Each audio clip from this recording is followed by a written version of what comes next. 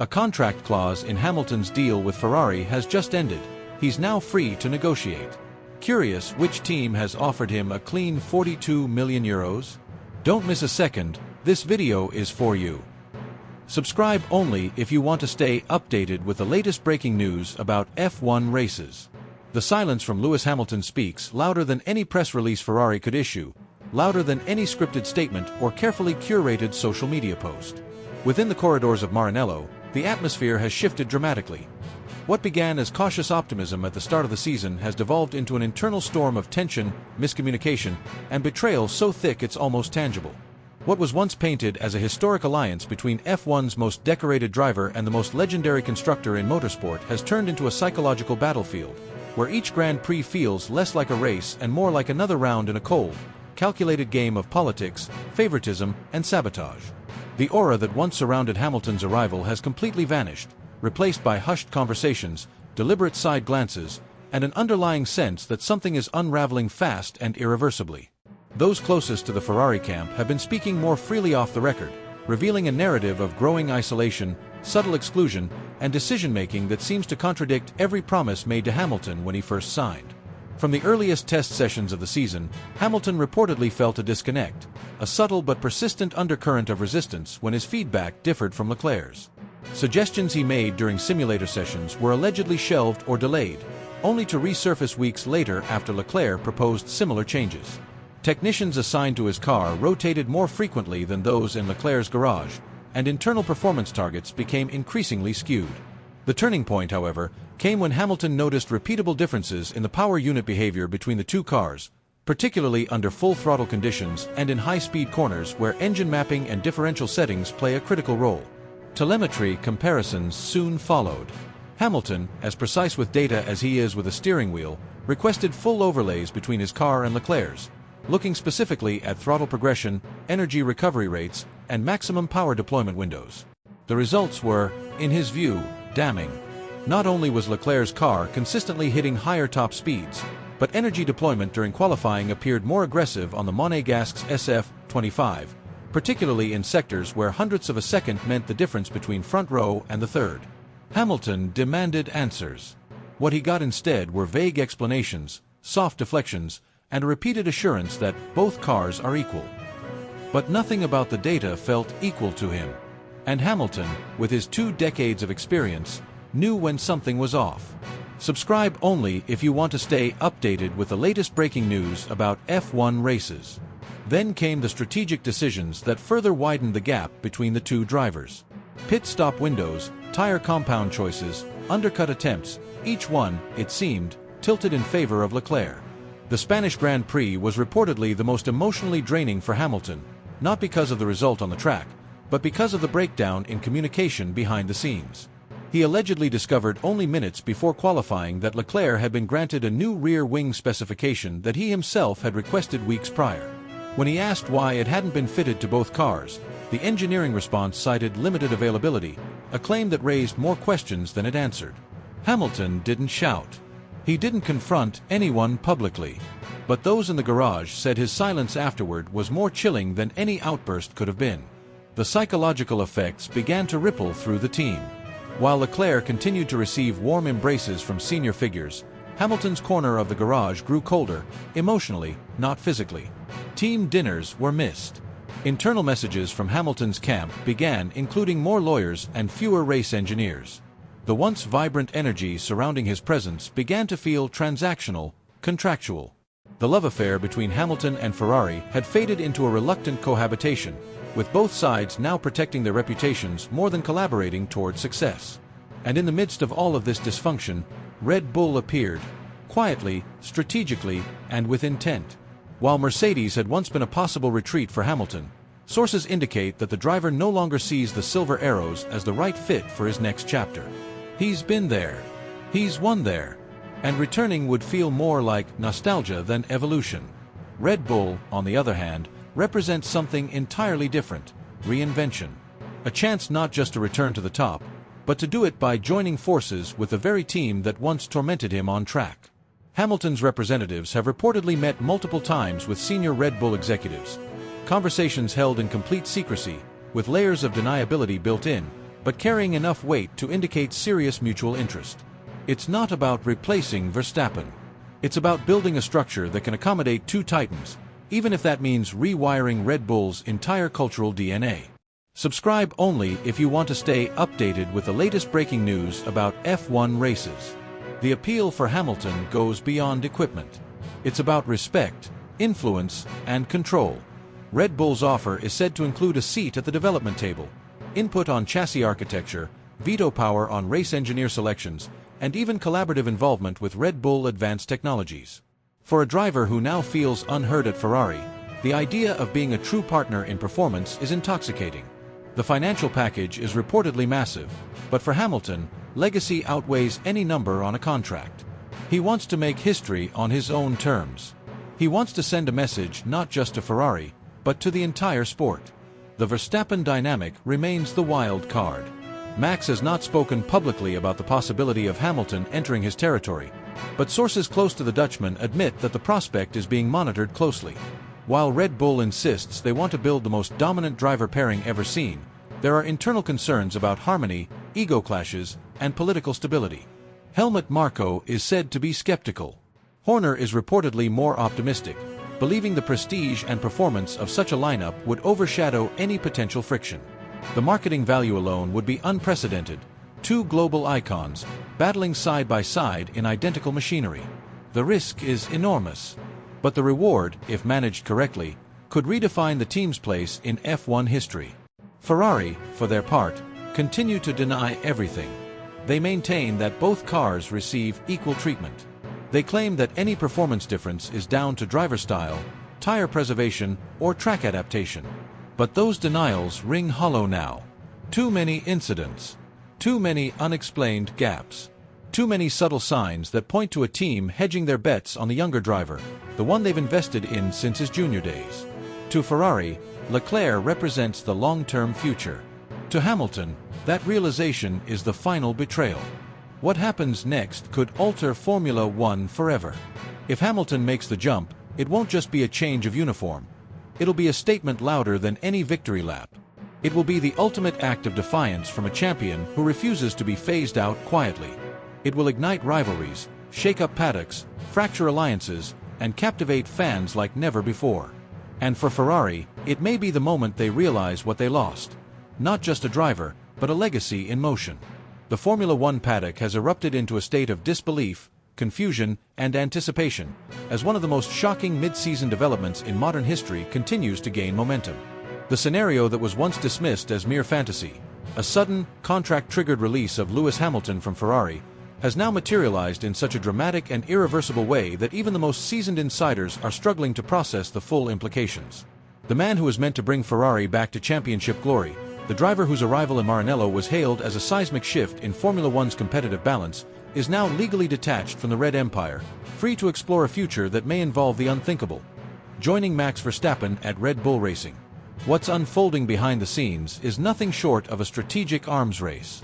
Hamilton's brief but turbulent tenure at Ferrari has come crashing into a contractual clause so rarely invoked and so cleverly buried that it went undetected by the broader media, and even by some high-ranking personnel within the Italian team itself. The clause, designed as a protective mechanism for the driver, has now completely rewritten the narrative of the 2025 season. It stated clearly and without ambiguity that if Hamilton were to miss Q3 in 5 consecutive qualifying sessions and fail to score championship points in 2 straight races, the exclusivity element of his Ferrari contract would dissolve. No buyout. No penalties. No negotiation required. And now, after a painful streak of underperformance, both conditions have been satisfied. The timing could not have been more brutal. The chaos of the Hungarian Grand Prix, compounded by a second consecutive 0-point finish at Silverstone, once Hamilton's personal fortress, tore open the escape hatch. And with that, one of the most coveted drivers in motorsport history is suddenly available in the middle of the championship. The effect was immediate. Hamilton's camp was inundated with discreet inquiries, speculative offers, and clandestine conversations. But one entity moved faster than the rest: Red Bull Racing. This was not a reaction. This was preparation meeting opportunity. Sources close to the Milton Keynes operation reveal that senior leadership, including Christian Horner and Helmut Marko, had been monitoring the contractual landscape closely since early June. Quiet conversations had taken place in private hospitality suites, texts had been exchanged, lawyers had quietly reviewed existing clauses, and a war chest had been prepared for a scenario just like this. Once the clause activation was confirmed, Red Bull presented Hamilton with an offer that was equal parts aggressive, respectful, and utterly transformative. The financial terms are extraordinary. A guaranteed $42 million base salary, plus a layered bonus structure tied to podiums, wins, and Constructors' Championship points. But money is only the first layer. The offer includes a Netflix-backed series centered on the internal dynamics of having two of the sport's most iconic figures sharing one team, complete with full editorial collaboration, behind-the-scenes access, and co-executive producer rights for Hamilton himself. His brand would be amplified, not absorbed. Red Bull, known for its strict brand guidelines, has agreed to allow Hamilton's personal sponsors to coexist, even offering co-branded campaigns between Red Bull and Hamilton's lifestyle and fashion lines. From a sporting perspective, the proposal is even more groundbreaking. Red Bull has guaranteed total technical equality, access to the exact same power unit specifications, chassis setups, aerodynamic upgrades, and telemetry. There would be no prioritization of Verstappen in terms of strategy, data flow, or development input. For a team that has historically been structured around a clear number one philosophy, this represents a radical departure, one made specifically to entice Hamilton. Additionally, the deal offers a veto clause allowing Hamilton to challenge any team decision he deems as jeopardizing parity, a privilege no Red Bull driver has ever received. Outside the car, Hamilton is being offered unparalleled flexibility. Fashion show appearances, music collaborations, environmental campaigns, foundation work, all of it is protected in the contract. A designated liaison officer would be appointed to help coordinate his personal engagements around the F1 calendar, ensuring he doesn't have to choose between racing commitments and brand building. And to top it all off, there's a profit-sharing mechanism in place for merchandise that features both Verstappen and Hamilton, something that could unlock tens of millions in joint revenue. The reaction from Verstappen's side has been surprisingly complex. While he has built his dynasty within the Red Bull structure, rarely challenged from within, sources say Max is both intrigued and unsettled by the idea. Their rivalry in 2021 was one of the most brutal and personal the sport has ever seen, culminating in controversial clashes, accusations, and a final showdown that changed the sport forever. But beneath the tension lies a mutual recognition of elite talent. Verstappen knows that beating Hamilton in equal machinery would elevate his legacy to an untouchable level, and Hamilton understands that a victory over Verstappen within Red Bull would be the ultimate career crescendo. Meanwhile, Ferrari is imploding behind closed doors. Executives are reportedly furious that such a clause was permitted to stand without greater scrutiny. There is panic about the media backlash, uncertainty about driver plans for next year, and concerns about sponsor commitments. Some at the Scuderia believe Hamilton was planning this move for weeks, pointing to his recent silence, his minimal social media activity, and his increasingly guarded body language in team meetings. If Hamilton accepts the Red Bull deal, Ferrari will not only lose a generational icon, they will have gifted him to their greatest rival on a silver platter. Other teams are watching in stunned silence. Mercedes, caught between nostalgia and rivalry, is said to be tracking the situation but is unlikely to enter the race. McLaren and Aston Martin have made informal outreach efforts, but cannot compete with what Red Bull is offering in terms of performance potential and brand synergy. Audi, eyeing 2026, has opened discreet channels of communication in case the Red Bull deal collapses or faces internal resistance. And yet, as of now, Red Bull remains the overwhelming favorite. Fans have become digital arsonists, setting social platforms ablaze with speculative liveries, AI-generated press conferences, and simulated championship point tallies for a Hamilton-Verstappen pairing. Some argue the garage would implode by mid-season. Others claim it would produce the highest quality intra-team battle since Senna-Prost. Conspiracy theories abound. Did Hamilton engineer his own decline at Ferrari to trigger the clause? Was this Red Bull's plan all along? Could Sergio Perez be dropped mid-season? Every theory leads to more clicks, more debate, more obsession. Hamilton himself has yet to speak, but insiders say he is closer than ever to making a decision.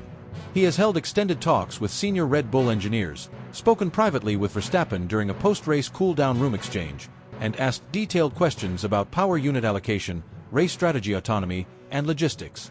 He has also reportedly met with Red Bull's lead legal counsel to fine-tune the commercial aspects of the deal. Nothing has been signed, but everything suggests he is preparing to make a move that will detonate shockwaves across the entire motorsport industry. This is no longer about switching teams. It's about rewriting legacies, redefining the driver-team relationship, and breaking the unwritten rules of Formula One politics. It's about seizing control in a sport that so often wrests it away. Lewis Hamilton, once again, stands at the edge of a transformative decision. Not driven by desperation, but by opportunity. Not escaping Ferrari, but elevating himself into a position of total leverage. And if he signs, the world won't just watch, it will never forget. The whispers surrounding Lewis Hamilton's future have erupted into a storm of behind-the-scenes activity that now threatens to tear apart the delicate fabric of Formula One's political equilibrium. The alleged negotiations between Hamilton's inner circle and Red Bull Racing are no longer a distant fantasy. They've taken on a life of their own, evolving into a full-blown operation carried out with meticulous secrecy and ruthless precision. Within elite circles of the paddock, it's no longer a question of if, but rather when and how. The mere idea of Hamilton joining Red Bull, the very team that ended his reign in the most controversial moment in modern racing history, has created an atmosphere so charged that even the most seasoned insiders admit they've never seen anything like it. At the center of the operation is Mark Hines, Hamilton's longtime strategic consigliere, who is reportedly managing a tightly controlled task force made up of legal experts, financial architects, and high-level sports consultants. This group has conducted 3 high-stakes meetings with Red Bull's leadership, with each encounter escalating in complexity and urgency. 2 took place in Monaco, buried beneath layers of privacy protocols and conducted under false scheduling pretexts to avoid triggering suspicion. The third, during the Austrian Grand Prix weekend, was different, longer, deeper, and more audacious in its scope. According to individuals with direct knowledge of the proceedings, that meeting involved everything from power unit guarantees to simulator access scheduling, telemetry sharing permissions, media image rights, and internal conflict resolution frameworks, clear signs that both parties are looking beyond casual flirtation and deep into the anatomy of a massive, paradigm-shifting alliance. Hamilton, though physically absent from the meetings, has been a ghostly presence throughout. He's said to have joined each one through encrypted channels, asking surgical questions, analyzing organizational culture, and requesting performance trend data stretching as far back as the RB14. He reportedly demanded insight into aerodynamic development schedules, tire model simulations, and the extent of Honda's ongoing software support. One source described his approach as clinical, almost as if he were reverse engineering the Red Bull operation from the outside to assess whether it could be reprogrammed around him. To those who know him, it's no surprise. Hamilton isn't just chasing wins anymore. He's chasing justice, closure, and a final, undisputed legacy. And he believes Red Bull, the machine that denied him in Abu Dhabi, may now ironically be the one that restores what was taken. Inside Ferrari, the reaction has been nothing short of catastrophic. Team principal Frédéric Vasseur, who had staked much of Ferrari's rebuild on Hamilton's leadership and aura, is said to have been both enraged and devastated upon discovering the depth of these covert conversations. The revelation reportedly reached him via an intermediary who caught wind of legal due diligence inquiries linked to Hamilton's management company, an indirect but unmistakable red flag. Vasseur didn't hesitate. Following the post-race debrief at Silverstone, he confronted Hamilton behind closed doors. What followed was not a discussion. It was a verbal war. Eyewitnesses describe walls trembling from raised voices and assistants being ordered out of the room to ensure complete privacy. For over an hour, the two men exchanged not just professional grievances but deeply personal accusations that left both visibly shaken. Vasseur, visibly livid, reportedly accused Hamilton of playing a double game, undermining the team's unity, and leaking internal frustrations to selected media outlets in order to manipulate public sentiment. He cited recent interviews where Hamilton had questioned Ferrari's strategic consistency, suggesting that those comments were timed to damage morale while exit negotiations advanced behind the curtain. Hamilton, cornered but unflinching, is said to have pushed back with brutal honesty. He accused the team of consistently favoring Charles Leclerc, of ignoring his feedback on balance and ride height adjustments, and of turning him into a ceremonial figurehead while real decisions were made elsewhere. He allegedly slammed a copy of the British GP race strategy onto the table, highlighting data that, in his view, proved deliberate favoritism toward Car 16. "You never saw me as your driver," he reportedly told Vasseur. "You saw me as your marketing tool." That one sentence broke the air like a thunderclap. Neither man backed down. No reconciliation was reached. No apology offered. And when Hamilton exited the room, flanked by two members of his personal security team, he didn't look back. From that moment on, the Ferrari garage has entered a Cold War. Internal meetings now resemble diplomatic summits, with team members choosing words with the kind of caution usually reserved for legal depositions. Communications between Hamilton's engineers and those on Leclerc's side have reportedly shrunk to essential-only dialogue, delivered through third parties. Performance briefings have become stiff and emotionally barren. One senior mechanic described the current mood as pre-divorce tension and everyone staying for the kids.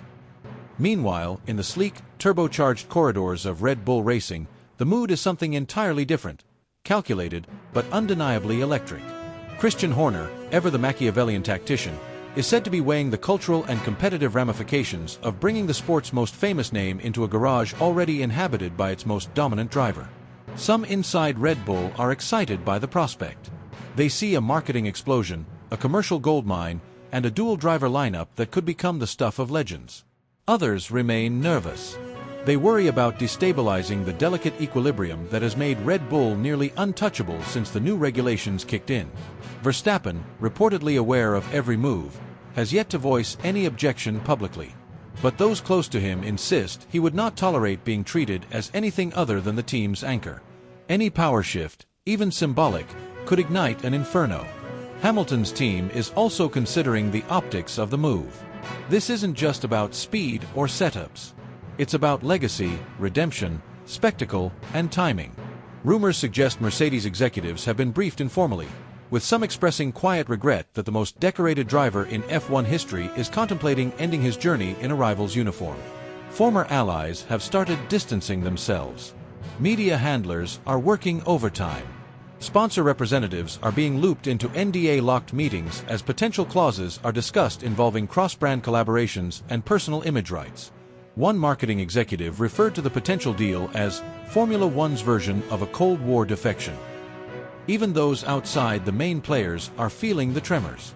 Teams like Aston Martin, McLaren, and Alpine are recalibrating their medium-term driver development strategies in case the Hamilton-Verstappen partnership triggers an unexpected shuffle. Academy programs are being sped up. Contract opt-outs are being revisited. The sport as a whole is shifting beneath its own weight, bracing for a reveal that could permanently alter its trajectory. And still, no official word. Just silence. A silence louder than any engine on the grid. Every interview Hamilton gives is dissected like scripture. Every smile Verstappen offers is questioned. Every no comment from Red Bull is treated like confirmation. The entire paddock is holding its breath, because if this deal becomes reality, if Lewis Hamilton dons the colors of Red Bull and stands beside Max Verstappen in the same garage, Formula One will cross into a new dimension. Rivalries will be rewritten. Alliances will be shattered. And history will never be the same again.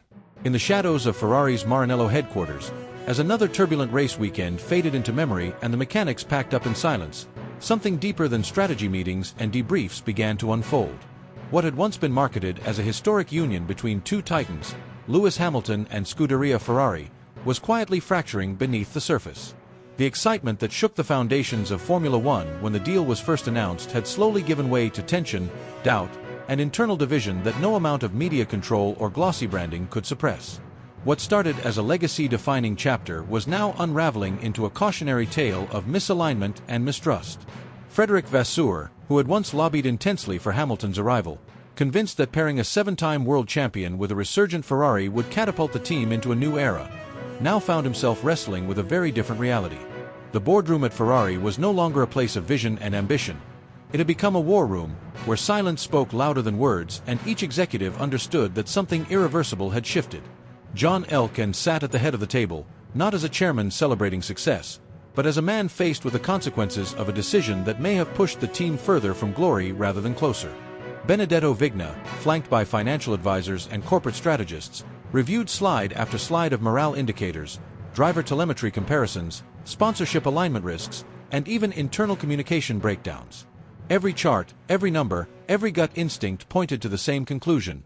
This marriage, forged in legacy, was no longer sustainable. The dynamics inside the team had shifted far more rapidly than anyone anticipated. Charles Leclerc, the Monégasque golden child, had not just held his ground against Hamilton, he had won the room. He had become the emotional anchor, the strategic priority, and the future blueprint of the team. His relationship with the engineers had matured into something bordering on telepathic. His feedback sessions were prioritized. His preferences were being baked into the design philosophy for next season's car. Hamilton, once the gravitational force wherever he went, had found himself orbiting a star that was no longer him. It wasn't overt disrespect. It was subtler. It was missed updates. It was vague radio instructions. It was tire choices that seemed mysteriously out of sync with optimal windows. And the consequences extended beyond performance. Inside the factory, divisions emerged, not in open conflict, but in whispers. Engineering teams began leaning toward different philosophies. Strategic departments began clashing over who should lead development focus. Analysts debated whether to shape the car around Hamilton's braking style or Leclerc's corner exit behavior. The organization, once desperate for structure, was now operating in confusion. Every race weekend became a test not of speed, but of political stamina. It was during one of these internal crisis meetings that Vasseur, Elkann, and Vigna finally aligned on a path forward. Not through drama, not through scandal, but through release. The logic was simple. If Hamilton wanted to walk, they would not stop him. Not because he wasn't still great. Not because he couldn't still win. But because the fit no longer worked. What had begun as a strategic masterstroke had quietly turned into an obstacle for the team's evolution. Letting him go wouldn't be surrender, it would be strategic clarity. It would allow Ferrari to unify again. Around one philosophy. Around one future. As word of this shift leaked through the F1 ecosystem, the paddock transformed into a rumor factory operating at full capacity. Inside Red Bull's high-tech operations center in Milton Keynes, doors began to close a little tighter, and screens turned a little dimmer when guests walked by. Whispers emerged that a specialized task force was actively evaluating Hamilton's integration potential into the RB21 framework. This wasn't just theoretical interest. This was a forensic investigation into the anatomy of a driving legend. Simulation data was being reprocessed to evaluate how Hamilton's inputs would align with the car's aggressive front-end rotation. Analysts studied his throttle modulation under high-pressure starts. Ergonomics teams even discussed adjusting cockpit layout to mirror elements from his Mercedes days to accelerate his adaptation curve. Christian Horner, normally verbose when speculation arises, chose an uncharacteristically measured tone in press briefings. "We evaluate all possibilities," he said. But behind the scenes, the discussions were intense. If they could bring Lewis Hamilton into Red Bull not as an outsider but as a full strategic weapon, it could create the most high-octane driver lineup in Formula One history. Max Verstappen, the team's undisputed alpha, had been given preliminary briefings, not to ask for permission, but to gauge temperature. Verstappen didn't protest. He didn't panic. He smiled. But behind that smile was an analytical mind calculating every possible outcome of sharing the same garage with the only man whose resume casts a longer shadow than his own. The implications were massive. Red Bull had built a dynasty around Verstappen. Adding Hamilton could either turn that dynasty into a golden age, or implode it from within. And still, the temptation grew. Sponsors were excited. TV networks were ecstatic. Even FIA officials reportedly saw the potential for a global viewership spike. This wasn't just a possible transfer. It was a paradigm shift. Sergio Perez, once in the center of contract extension talks, suddenly vanished from the front of house. Media briefings shortened. Public engagements dropped. Internal sources claimed he was being briefed on exit strategies that would allow him to save face. Options ranging from a senior mentorship role at FCARB to the possibility of anchoring a new Audi project. Every scenario on the table involved him stepping aside, quietly and respectfully, while the Red Bull juggernaut prepared for what could be the most daring driver acquisition of the modern era. Meanwhile, Hamilton himself remained publicly silent. No cryptic tweets. No hint of frustration. Just a professional calm that betrayed the fury and determination building beneath. Friends describe him as more focused than he's been since his earliest McLaren days. This isn't about revenge. It isn't about proving Ferrari wrong. It's about proving himself right, about reigniting the fire that made him more than a driver, but a cultural icon. He doesn't want a final chapter. He wants a resurrection arc that obliterates every narrative of decline, age, or irrelevance. He wants to walk into the heart of the enemy's fortress, not to settle old scores, but to win on his own terms, with his own power. Red Bull and Hamilton are now orbiting dangerously close. Every whisper grows louder. Every silence feels heavier. The paddock is bracing. Team principals are holding crisis calls. Engineers are recalculating next year's car specs based on hypothetical pairings. The ecosystem of Formula One is preparing for an impact that could rupture everything familiar. Should the handshake happen, the sport will ignite in ways it hasn't seen since Senna Prost, only now with global reach, social media hysteria, and billions watching in real time. Every race would become a battlefield of legacies. Every qualifying session a psychological duel. Every post-race debrief a minefield. Not just for Red Bull. For every other team trying to survive in the wake of a superstorm. And Hamilton, he wouldn't just be joining a new team. He'd be taking control of his story in the most dangerous, glorious, electrifying way imaginable. The script has not been finalized, but the pen is in his hand. The atmosphere surrounding Formula One has grown impossibly dense, almost as if the very air within the paddock is vibrating with secrets. From Monaco to Silverstone, from Maranello to Milton Keynes, murmurs are escalating into full-blown speculation as rumors of a seismic shift within the sport continue to spread like wildfire.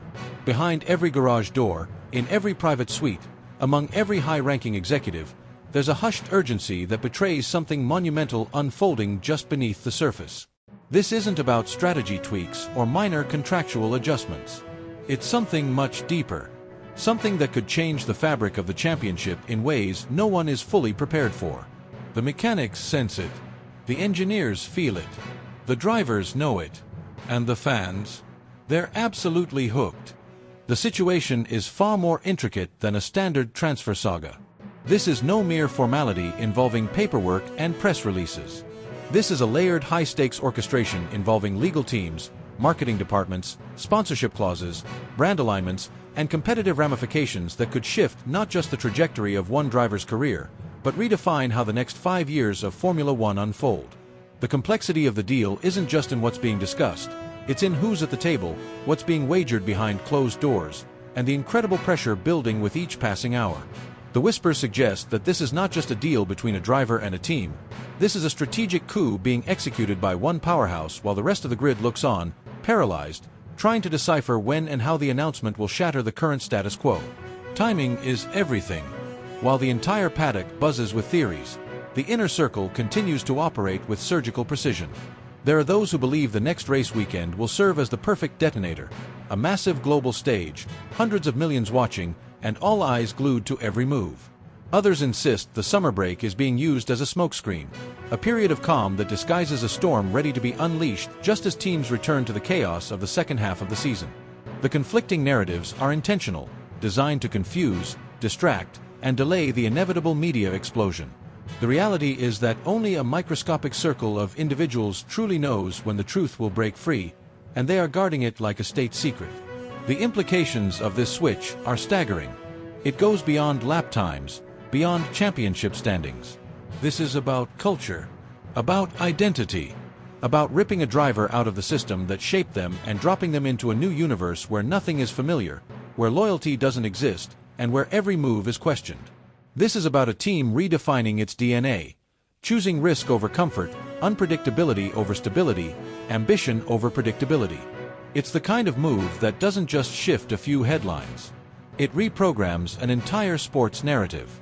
Fans aren't just watching, they're obsessed.